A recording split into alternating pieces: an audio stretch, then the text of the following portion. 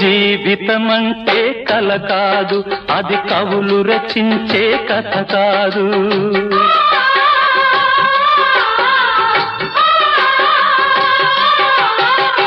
జీవితమంటే కల కాదు, అది కవులు రచించే కథ కాదు. కనుమరుగైనది సిరి కాదు, అది మనదని తలచుట సరికాదు. కుడి ఎడమైతే పొరపాటు లేదను నానుడి సత్యం కాదు, ఇది అందరికి అర్థం కాదు. ఓ